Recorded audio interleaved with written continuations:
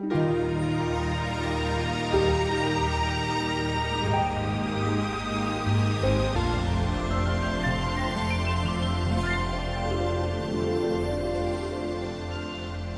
estudiamos la Biblia, no estudiamos la Biblia para saber más de la Biblia. Hay muchos creyentes que saben mucho de la Biblia, pero no viven conforme a la Biblia. Estudiamos la Biblia para saber cómo tenemos que vivir de acuerdo con la Biblia. La Biblia no es un libro de información. La Biblia es un libro de formación. Por tanto, vamos a la Biblia para formarnos conforme a la voluntad de Dios. ¿Está claro esto? La Biblia, toda la Biblia, desde Génesis 1:1 hasta Apocalipsis 22:21 es doctrina. ¿Por qué?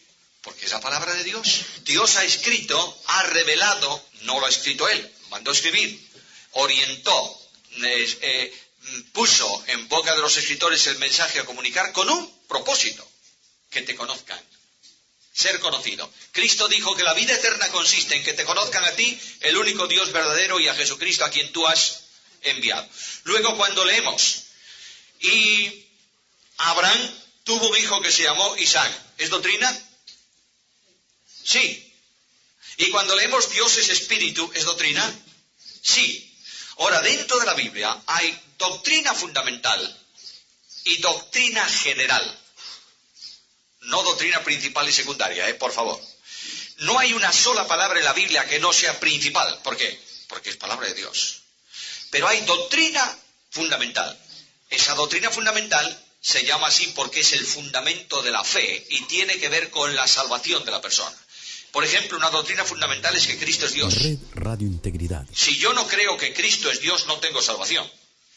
Porque ningún hombre o ningún ser, por perfecto que fuese, podía sustituirme a mí en el pecado, que es una deuda infinita contraída por Dios. Luego, el que no cree que Jesús es Dios, se pierde. De ahí que los testigos de Jehová no tienen salvación si niegan la deidad de Cristo. ¿Entendemos esto? ¿Eso es doctrina fundamental? Es doctrina fundamental. Dentro de las doctrinas bíblicas, luego hay doctrina general. Oye, las genealogías son doctrina general. Si yo no creo que la genealogía de Mateo es la genealogía de José y la genealogía de Lucas es la de María, ¿qué pasa? Pues no pasa nada. Simplemente discreparé, que debe ser en armonía con otros. Uno de los grandes problemas que tenemos los creyentes evangélicos, especialmente los de las asambleas de hermanos con H mayúscula, es que nuestra doctrina es única y exclusiva, nadie como nosotros. El resto no tiene doctrina sana. Pero nuestras bibliotecas están llenas de libros de otros grupos denominacionales, de quienes aprendemos.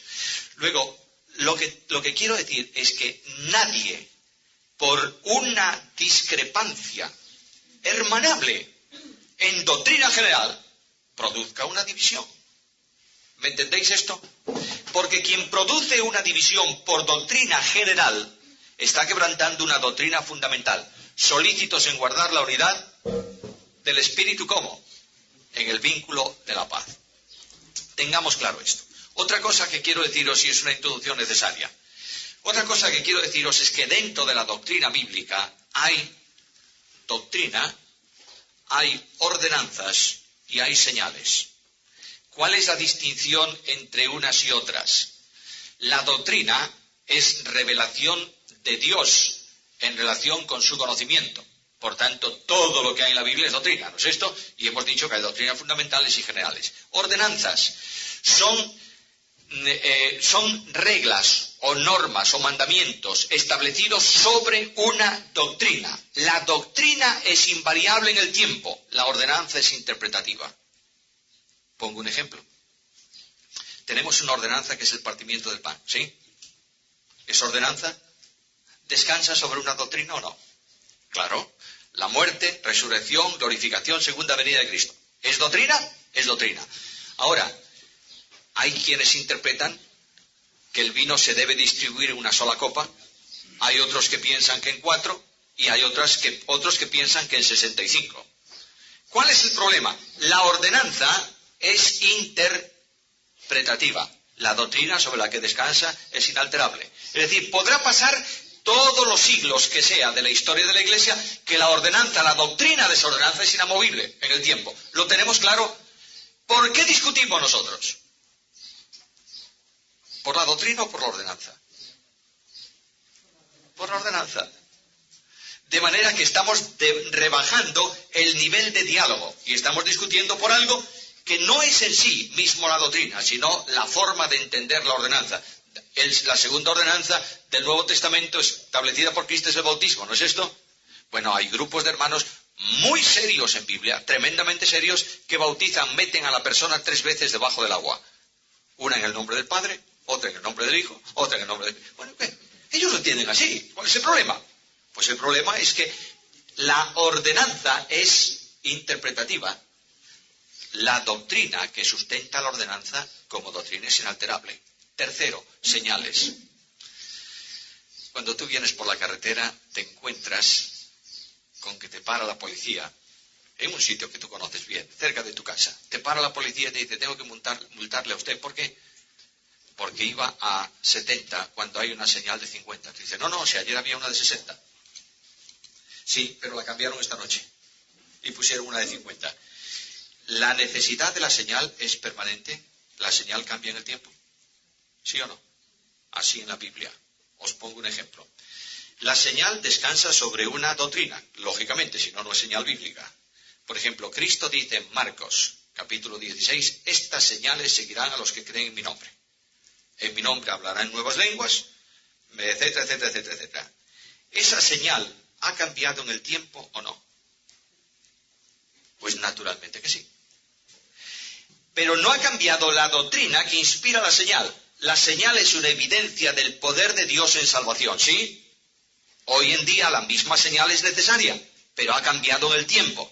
Porque hoy el poder de Dios en salvación se manifiesta en vidas cambiadas dentro de una sociedad, ¿o no? Porque una persona podría hablar en lenguas todo lo que quiera, pero si es un hombre o una persona inmoral, pues la señal no vale. ¿Estáis entendiendo? La señal cambia. Así, a lo largo de la Biblia, todas las veces que leáis señal, eso no es inalterable en el tiempo, eso cambia. Y buscáis en el Nuevo Testamento muchas cosas que mencionan explícitamente señal, y decís, bueno, la doctrina que sustenta la señal permanece, la señal es inalterable. Cuando un creyente va rebajando su conocimiento bíblico, al principio discute. Cuando yo digo discutir entre creyentes, entendéis que no es pegarse de bofetadas. Es diálogo enfrentado, sano. Al principio, cuando el creyente es muy maduro, dialoga, discute, contrasta opiniones sobre ¿qué? Sobre doctrina. Cuando pasa el tiempo y ya la capacidad bíblica de las personas ha disminuido por la falta de estudio, lo tenéis en Hebreos 5 y 6. Cuando va disminuyendo, no discute la Iglesia por doctrinas, comienza a discutir por ordenanzas. De manera que el gran conflicto comienza cuando música o no música, copas o no copas, ahí tenemos un lío. No es doctrina, no es ordenanza. Y cuando ya ha perdido todavía mayor capacidad bíblica, discute ¿por qué? Por señales. Ya no son siquiera ordenanza, ahí va el descenso de la Iglesia. Pero lo que sí tengo claro es que la única vía de reflexión posible en el tiempo es la doctrina. ¿Está claro o no? Muy bien. Segunda cosa que quiero deciros, no es ningún descubrimiento nuevo, esto lo dijo Lutero. La hermenéutica a la que tenemos que ir hoy en día no es la hermenéutica dispensacional, ni la hermenéutica del pacto, ni ningún tipo de hermenéutica humana. Tenemos que ir a una hermenéutica cristocéntrica. Todo cuanto tú interpretes en la Biblia, si no refleja el carácter de Jesús, no es una buena interpretación. ¿Está claro? De manera que una de las necesidades que tenemos es de acudir de nuevo a ¿qué? Puesto los ojos en ¿quién? En Jesús. Cuando Cristo es el núcleo de la hermenéutica, no hay discusiones.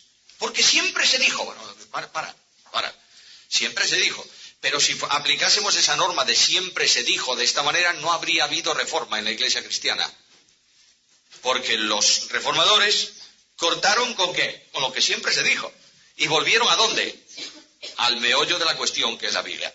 ¿Me habéis entendido? Así vamos a estudiar, si el Señor lo permite. No solo esta vez, sino mientras Él nos permita estar dentro de la escuela bíblica de verano. ¿La doctrina del pecado es una doctrina, de la salvación es una doctrina fundamental? Pues claro, y tan fundamental. Si no hay doctrina que informa la salvación, no hay evangelio que podamos predicar. Y si no hay evangelio, no hay mensaje de salvación. Y si no hay mensaje de salvación, dice Pablo, ¿cómo creerán? ¿De qué manera? ¿En qué? ¿Cómo creerán? Por tanto, la doctrina de la salvación necesariamente tiene que dedicar un primer espacio a la doctrina del pecado. Si no hay pecado, no hay necesidad de salvación. Ahora, si hay necesidad de salvación, tenemos que tener claro qué es el pecado. A veces hablamos de pecado de una forma genérica y estamos tan acostumbrados a decir, eso es pecado. Bueno, todo lo que no es de fe es pecado, dice la Biblia. Pero eso es pecado y aquello no es tan pecado. De modo que yo puedo criticar de mi hermano eso. Bueno, lo hice con la mejor intención, pero eso es pecado. Tan pecado como la borrachera o como el adulterio. Están en la misma lista de 1 Corintios 5. Vamos a estudiar qué cosa es el pecado. La Biblia habla de pecado como un hecho real. Y la Biblia dice que el hombre, todo hombre que nace en la tierra es pecador. El hombre, y la Biblia declara que el hombre es pecador. Por ejemplo, en el Salmo 51 dice el salmista que en maldad fui formado y en pecado me concibió ¿quién? Mi madre. Luego hay una herencia genética que hace que yo sea como soy, porque mi padre y mi madre eran como eran físicamente, y hay una herencia espiritual. Y la herencia espiritual está introducida en la genética humana desde el momento en que el hombre en el huerto de Edén pecó. Desde entonces aquí, mis padres, padre y madre, me transmiten la herencia suya, que es una herencia no solo física, sino también espiritual. Ahora, cuando Dios, y estoy corriendo un poco en la primera parte, cuando Dios quiere informarnos de cómo es el pecado, introduce en el mundo su ley. El propósito primario de la ley de Dios, ¿qué es?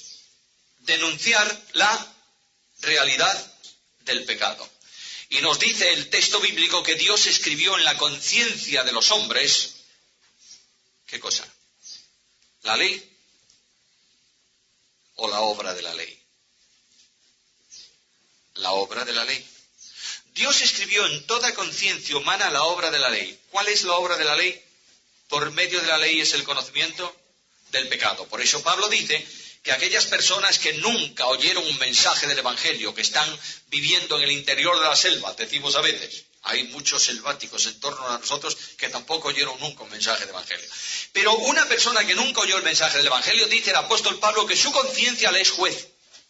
Y sus razonamientos le dicen si eso es bueno o si eso es malo. Luego, la obra de la ley como detector del pecado está en la realidad de la experiencia del hombre.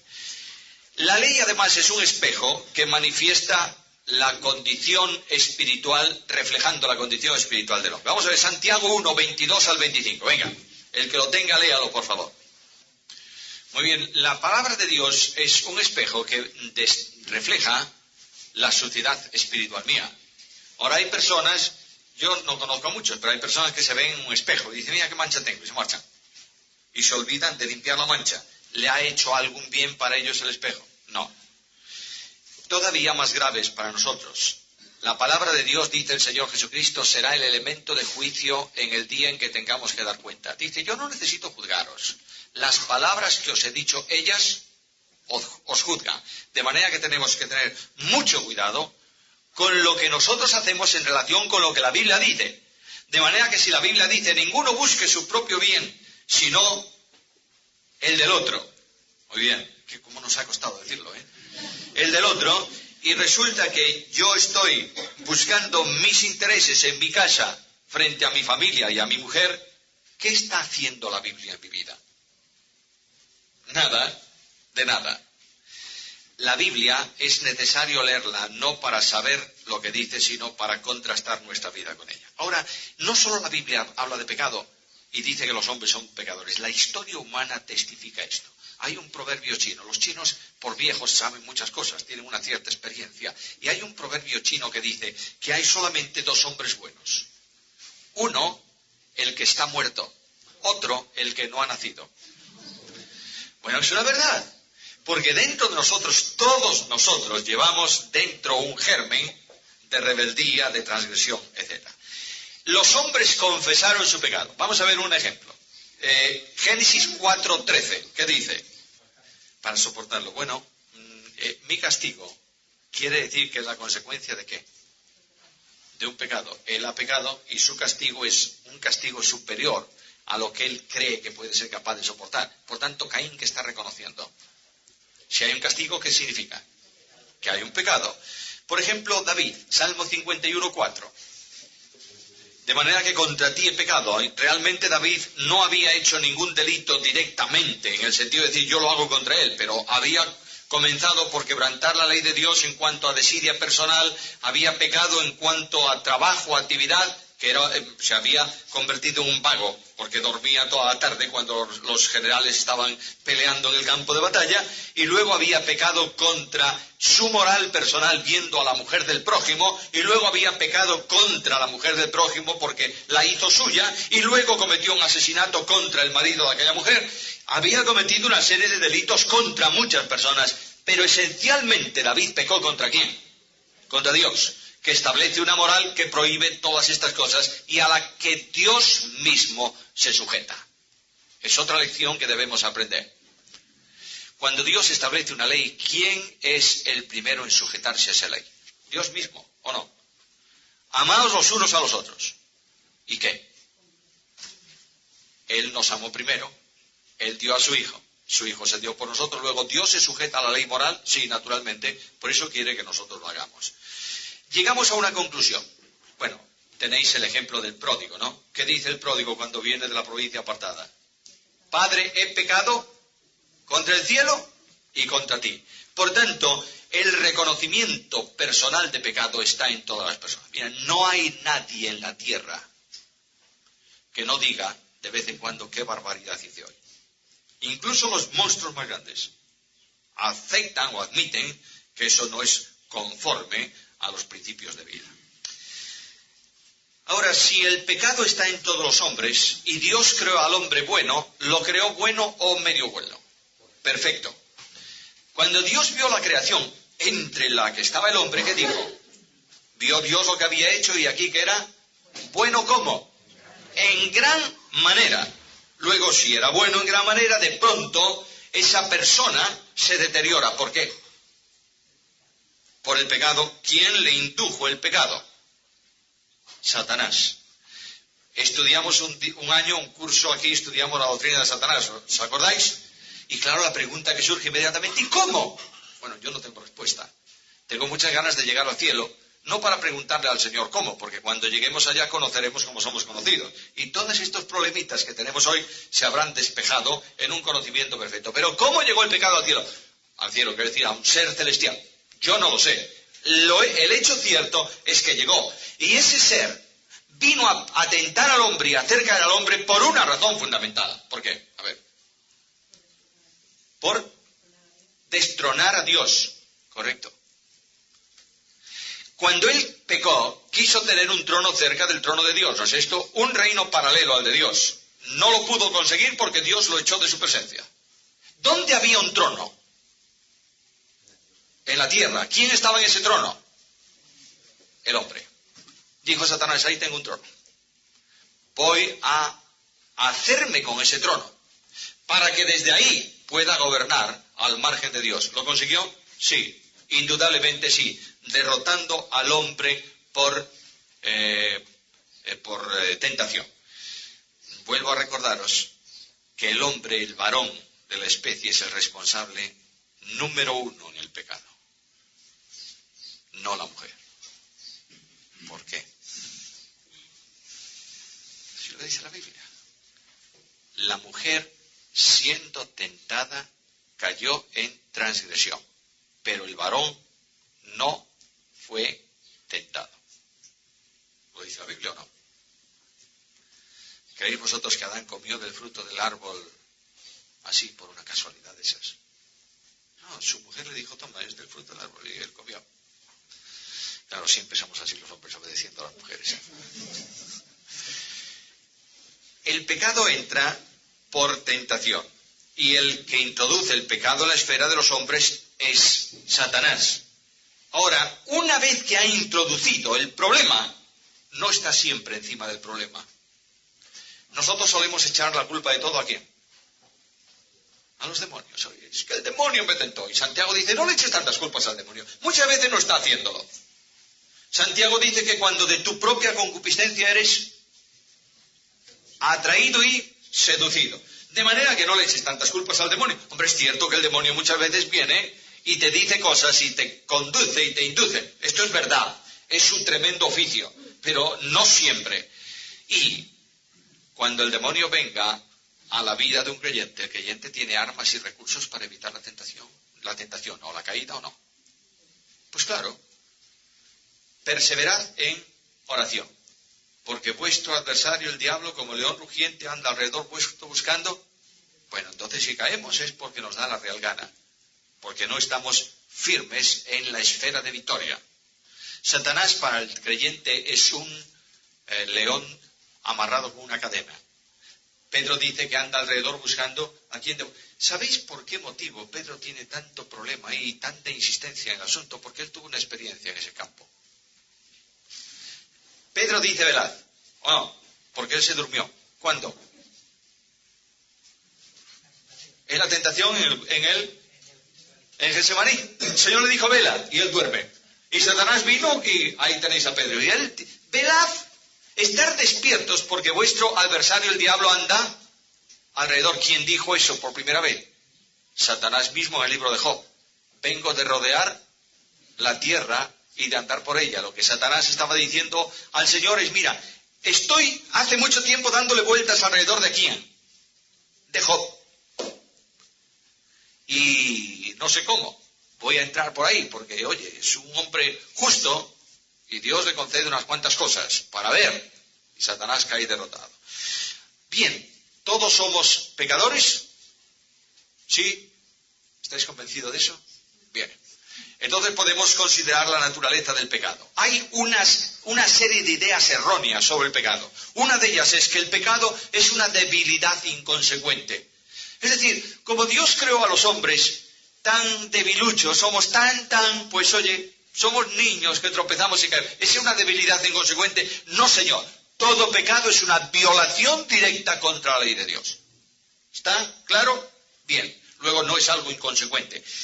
No quiere decir que haya pecado voluntario y pecado de omisión y pecado de acción y pecado que cometes sin darte cuenta. Esto es verdad también. Pero el pecado no es algo... una debilidad. Es decir, a donde quiero llegar es que el pecado no es algo de debilidad que, oye, pobrecito, bueno, vamos a darle unas vitaminas espirituales para que sea más fuerte. El pecado no es ese asunto. El pecado tampoco es una enfermedad pasajera. ¿Sabéis que esta teoría se está desarrollando a la luz de Isaías 53? ¿Qué dice? Ciertamente llevó él nuestras enfermedades. Luego, el pecado es una enfermedad. La solución a la enfermedad es buscar un elemento que cure esa enfermedad. El pecado es una enfermedad mortal. Lleva a muerte de todas, porque la paga del pecado, ¿qué es? Luego no empecemos a hablar de que es que está débil y está enfermo. No, la Biblia no enseña eso. Ahora, ¿cuál es la definición del pecado? Bueno, la Biblia ha sido escrita esencialmente en dos idiomas. Los evangelios, un tercero. Los evangelios han sido escritos, especialmente Marcos, tiene enormes pasajes en arameo. Pero la Biblia esencialmente está escrita en dos idiomas, hebreo y griego. De manera que tendríamos que ir a las palabras griegas para entender qué es el concepto bíblico de pecado. Ahora, hay un término en griego que traduce, fijaros bien, el idioma hebreo es muy parco en palabras, muy rico en figuras. A ver, os vais a reír de algo. Nuestra versión ya no traduce eso de esa manera, pero si alguien tiene en mente una versión muy antigua de la Biblia, la del 25, dice, cuando hablaban de por ejemplo, dos ejemplos. Uno, cuando habla de que Ahoz, ¿recordáis? El juez entró, el rey entró para cubrirse los pies. ¿Qué significa eso?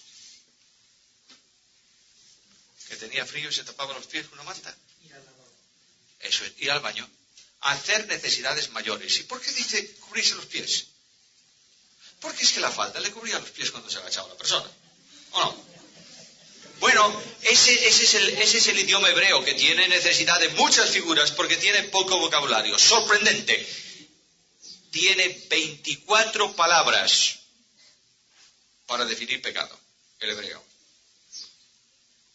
Y el griego tiene una sola para traducir esas 24.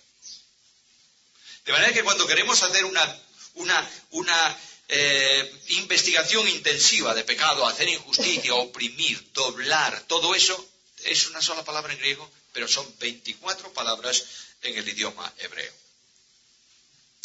Un concepto de pecado. Vamos a ver un concepto bíblico de pecado. Jueces 20:16. No erraban. Esa palabra no erraban, es decir, tiraban con una onda a alguien que tenía un cabello extendido y no erraban el golpe. Bueno, es una hipérbole, ¿entendéis? Eso yo creo que es muy difícil. Pero quiere decir que eran tiradores certeros. ¿No erraban qué? El blanco. Luego, el primer concepto bíblico de pecado es errar el blanco. ¿Quién puso el blanco? Dios. ¿Qué ocurre? Nosotros con nuestra vida o pasamos o quedamos cortos, pero no alcanzamos el blanco. Por tanto, ahí habla de una mala disposición. No tenemos este año, estuvo varios años con nosotros, un hombre que conoce mucho y además practicó mucho el tiro al arco. Sabéis quién es, ¿no? Manuel se llama. Este hombre un día me dio una tremenda lección teórica de tiro al arco. Y me dijo, mira, yo tengo una máquina para pesar las plumas de la cola de la flecha. Lleva 4. Y si una pesa un pelín más que la otra, ¿qué? Pues se desvía. Y luego después, lo que es la flecha, tienes que ponerla encima de un dedo en el centro y tiene que quedar en equilibrio. Porque si pesa un poco más de adelante o de atrás, se desvía. Por eso también dice el libro de los Proverbios, y también dice los Salmos, que bienaventurado el que llenó su aljaba, ¿de qué? De hijos. Y dice que los hijos son como saetas en manos del... Hoy no leemos al proverbio, del valiente, del fuerte.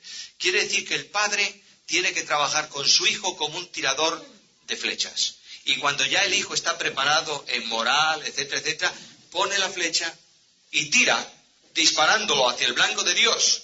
Y claro, puede ocurrir que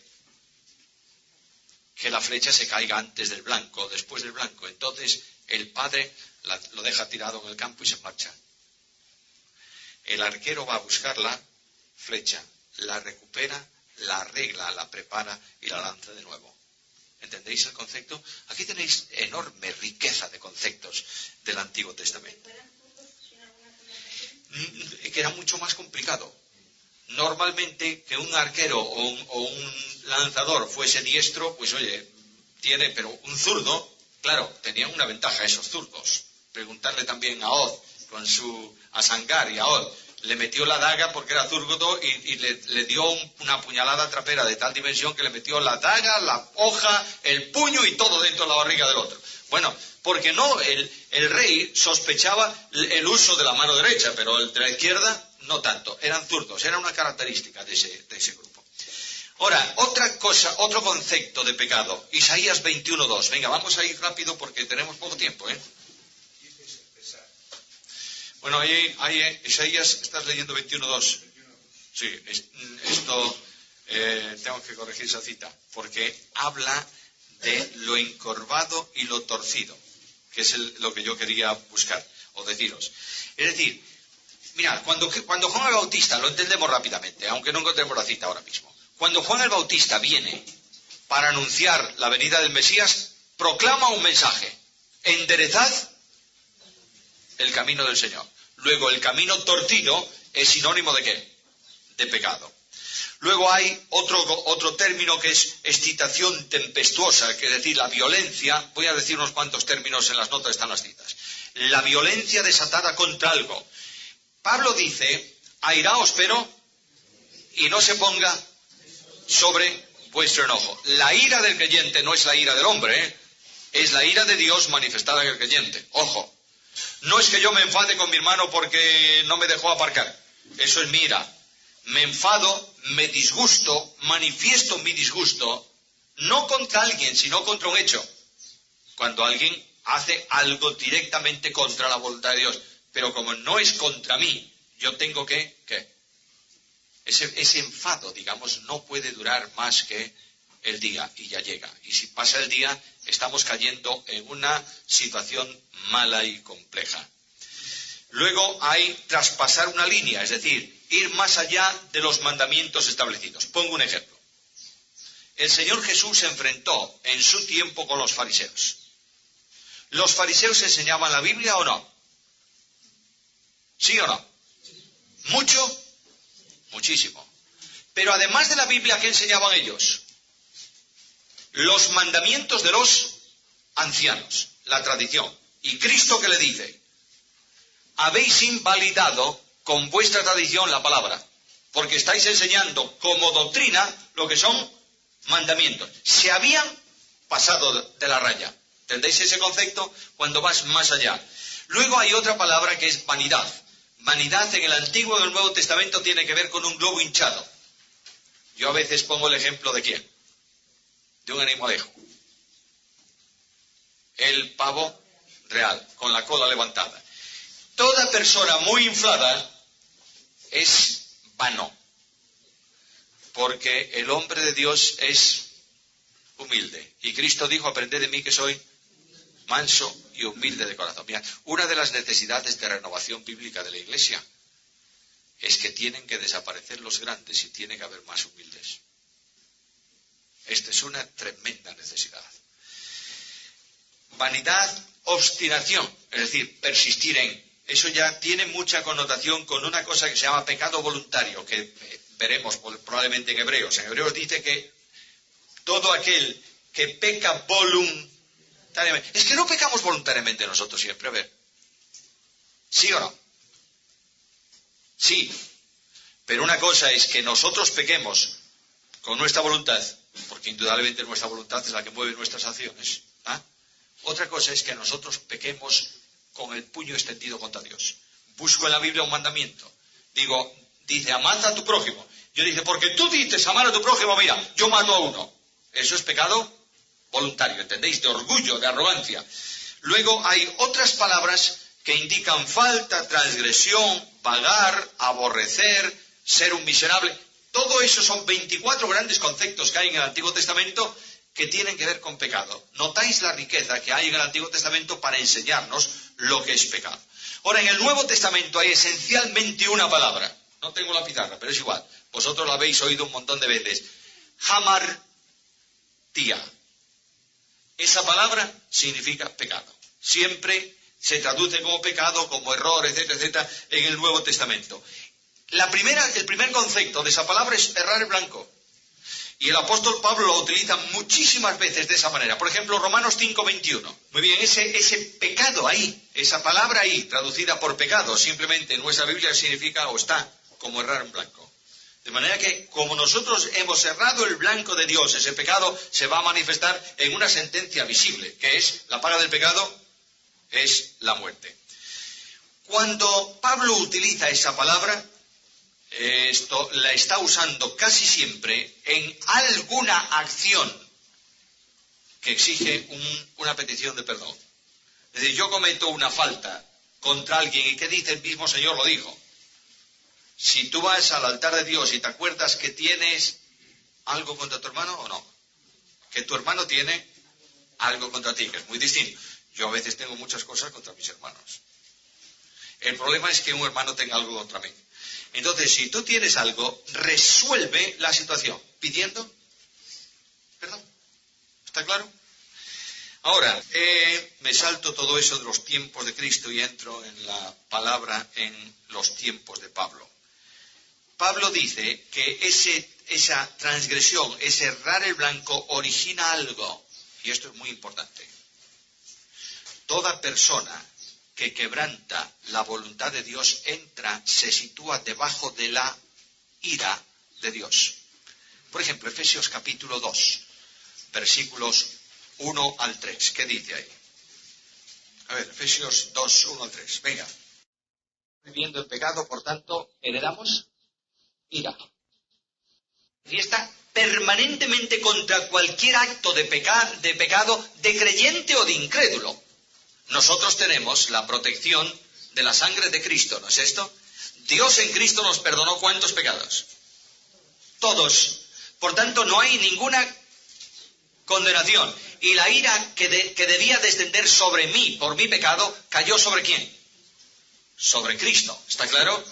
Y esa obra de Cristo es el gran paraguas protector de la ira de Dios que se manifiesta permanentemente contra el pecado, incluyendo el mío, ¿no es esto? Estoy debajo del paraguas de la justicia de Dios imputada por la obra de Jesucristo, y como cuando voy debajo de un paraguas y llueve, no me mojo porque el agua cae encima del paraguas, yo estoy debajo, pero si peco voluntariamente, lo que yo hago es salirme ¿de qué?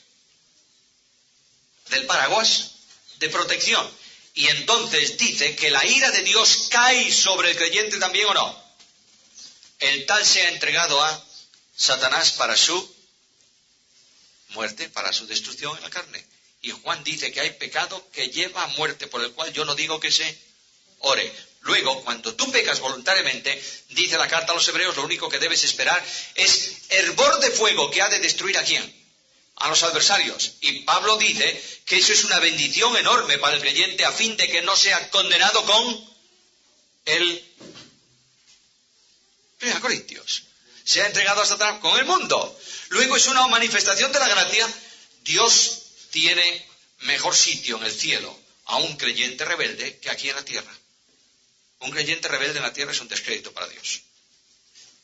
De modo que tengamos cuidado con esto. Esto lo veremos en el pecado del creyente. Bueno. Ahora mirad dos pensamientos. El de Pedro, ¿cuál es el pensamiento de de Pablo en relación con el pecado? Rebeldía, oposición, levantamiento contra la ley, rotura de una norma. Esto es el concepto genérico que Pablo dice del pecado, ¿no es esto? ¿Cuál es el concepto que Juan tiene de la misma palabra? Es distinto. No opuesto, Diferente. Hay dos visiones, la de Pablo que nos da un aspecto y la de Juan que nos da otro. Juan es un hombre que ve todas las cosas, absolutamente todas las cosas de la vida y de sus escritos a través de algo fundamental.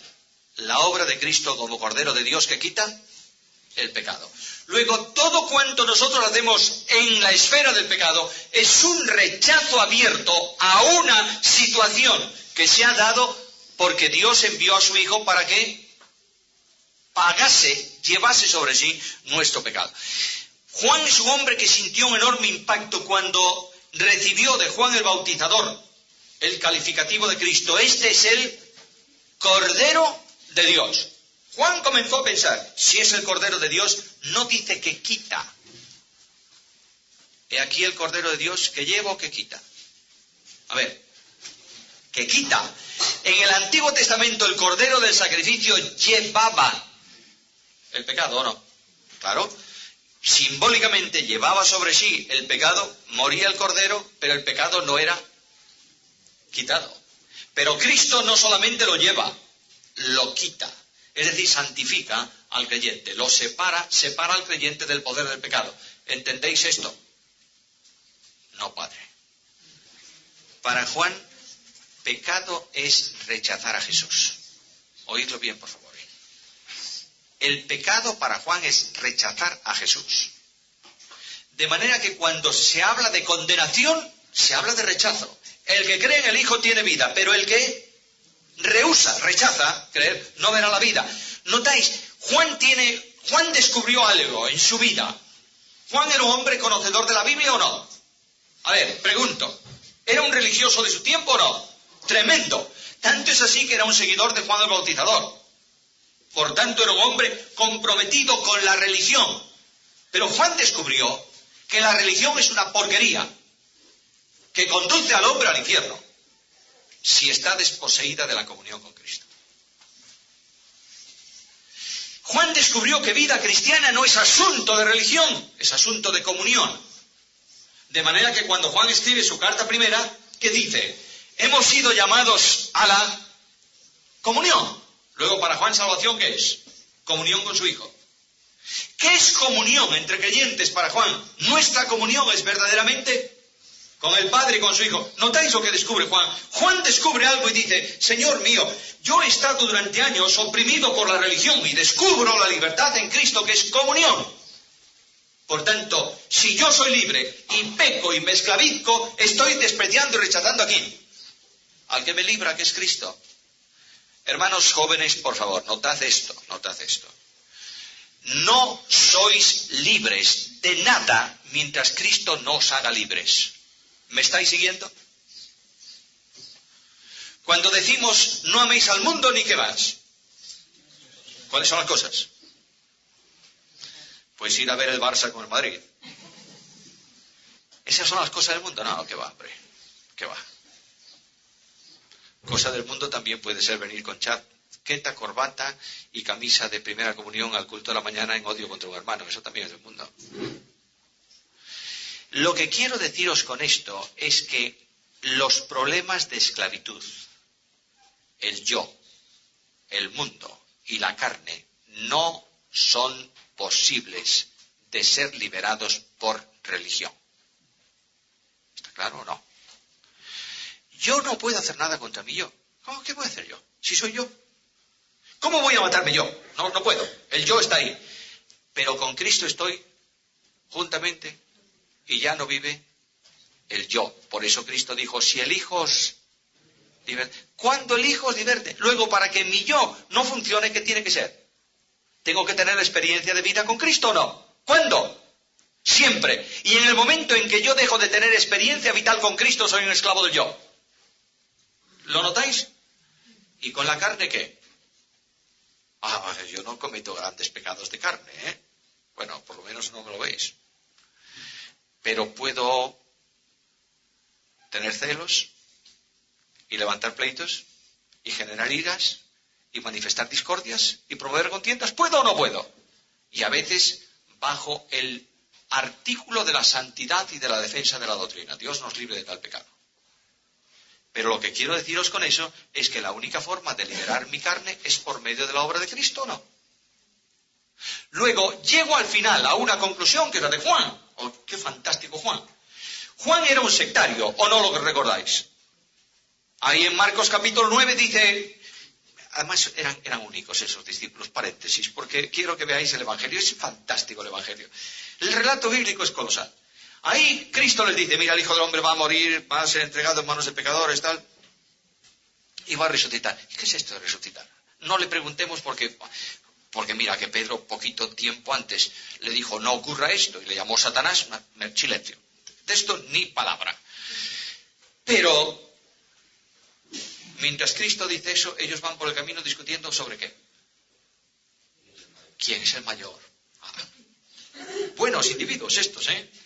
Y además dos quieren ser el primero y el segundo ministro. Y piden a su madre, mira, intercede, porque no vemos muy claro esto de que Jesús no sienta a su derecha o de izquierda. Estos eran los discípulos, ¿eh? Y cuando está en Cristo diciéndoles, vamos a ir a Jerusalén, voy a morir, etcétera, etcétera, etcétera, etcétera, de pronto Juan, el bueno de Juan. Vamos a cambiar de tema, Señor. Deja, eso no. Vamos a cambiar de tema, ¿sabes? Hemos visto por ahí a uno que echaba demonios en tu nombre y se lo prohibimos. ¿Por qué? ¿Por qué?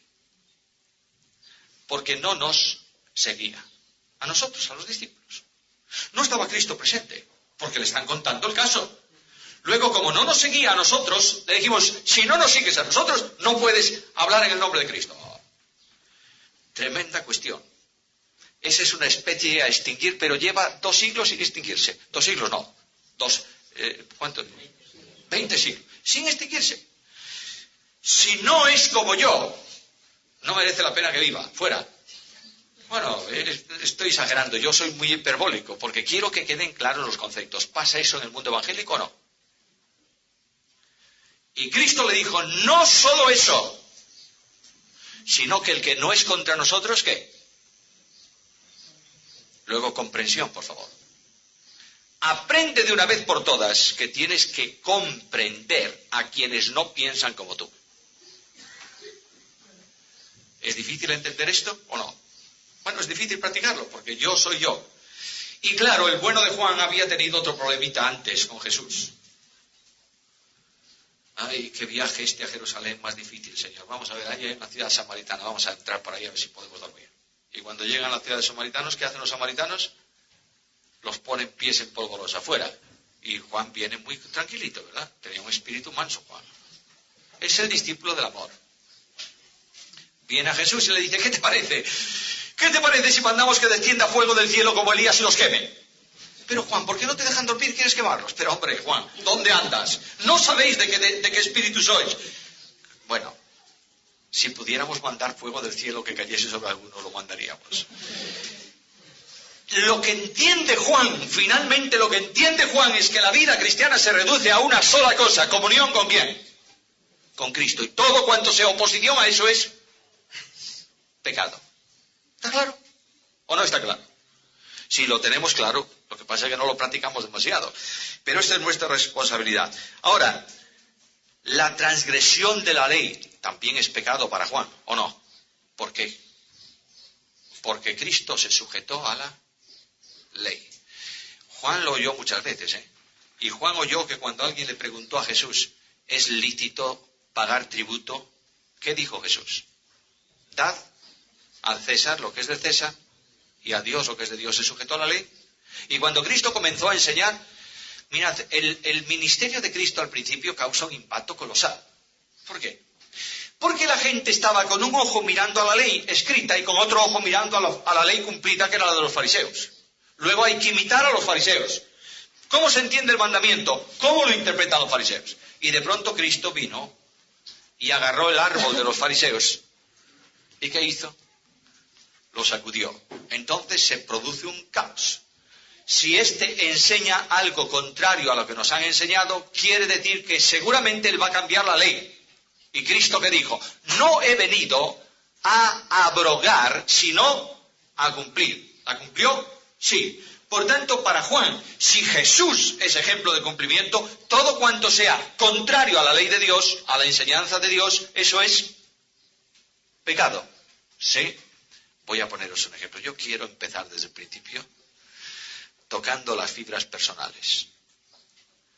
En esto conocerán todos que sois mis discípulos, si tuvieseis la misma doctrina los unos y los otros. ¿Dice eso Jesús? ¿Qué dice Jesús? Red Radio Integridad. Si os amáis los unos a los otros. Alguien dice, yo no puedo tener comunión con este porque, oye, no piensa en doctrina como yo. Bueno, no te olvides que esa es tu opinión sobre doctrina. Pero tienes un mandamiento de Dios. Quebrantarlo es pecado. Solícitos en guardar la unidad del Espíritu como en el vínculo de la paz. Por tanto, aquí tenéis el concepto de Pedro y el concepto de Pablo y de Juan. Muy bien, ya sabemos mucho de pecado, ¿no es esto? 3 minutos. Resultados del pecado. En la creación, ¿qué pasó? Dice Pablo en la carta a los romanos que toda la creación fue sujeta ¿a qué? A maldición. Y dice que toda la creación gime esperando la redención de los hijos de luz. La idea es muy interesante. Dice que la creación toda gime con dolores de parto. Aquí hay muchas mamás, ellas podrían explicarlo. Yo no sé nada de eso, porque nunca he tenido un hijo de esa forma, claro. Se entiende, sería el Guinness. Pero lo que dicen es que cuando una mujer está embarazada y tiene su hijo dentro de sí, ella sabe que un día se van a producir dolores de parto. Y cuando comienzan esos dolores, ¿qué pasa? ¿Qué es lo que sabe la madre? ¿Cuál es el recurso psicológico que tiene la mujer para aguantar ese dolor? ¿Cuál? Va a salir el niño, va a nacer el niño, voy a ver al niño. Y cuando venga ese niño y ese niño sea alumbrado, ¿qué va a ocurrir? Los dolores se acaban. ¿Los creyentes simbólicamente han sido introducidos dentro de la tierra o no? ¿Dónde están los cuerpos de los creyentes? En la tierra, simbólicamente. Y de pronto, la tierra está con dolores de parto porque ella sabe, es una figura retórica del lenguaje de Pablo, sabe que van a salir. Y cuando estos hijos de luz salgan en la resurrección de los muertos en Cristo, ¿qué va a ocurrir con la tierra? ¿Se va a cumplir Isaías 9 y Isaías 11? ¿O no? No harán daño en mi santo monte, el león comerá hierba como el buey, el niño jugará con el áspid. Por tanto, habrá una renovación de toda la creación, que de momento está gimiendo. Y al final de todos los tiempos, cuando todo el rebaño de Dios, la Iglesia y los creyentes a lo largo de la historia estén en cielos nuevos y nueva tierra, la creación de Dios dejará definitivamente de gemir, porque habrá terminado en su entorno el pecado. ¿Tenemos claro eso? Luego, ¿el pecado afectó la creación? Sí, Dios la sujetó en maldición por causa de nosotros, para hacerlo también en esperanza. Y en cuanto al hombre, el pecado produce algo serio, lo que se llama técnicamente la depravación espiritual. Depravación espiritual no quiere decir que el hombre no anhele lo bueno, que no tenga deseos virtuosos, o que la depravación no significa que el hombre practique la degradación. Es muy distinto degradación que depravación. Depravación significa que el hombre, por su condición pecadora, no puede hacer nada bueno como Dios lo desea hacer, porque está contaminado. ¿Por qué? Por el pecado.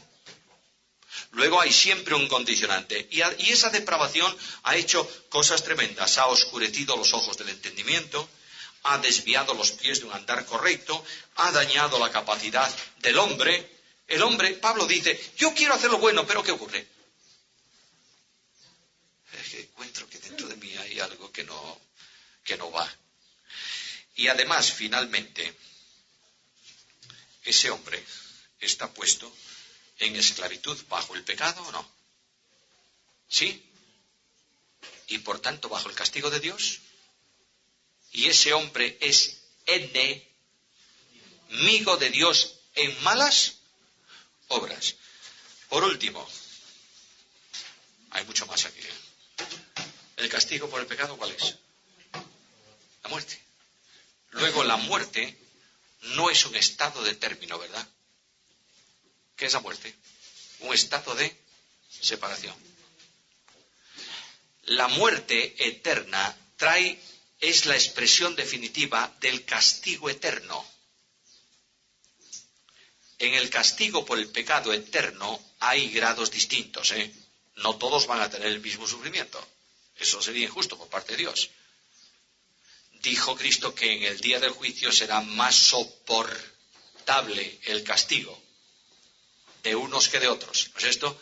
Pero lo que dice el Señor mismo en Marcos capítulo 9 es que el gusano de ellos no muere y el fuego nunca se apaga. Claro, cuando hablamos de castigo en ese sentido, no estamos hablando de un fuego físico como el nuestro de hoy, porque estamos hablando de una realidad espiritual en una dimensión distinta, Pero hay algo muy interesante. El fuego quema, produce dolor, sí. La vida de la persona que no tenga a Cristo por toda la eternidad será una vida de sufrimiento. A ver, pensad en vuestro mundo. ¿Estáis muy contentos con el mundo que tenemos hoy o no? No.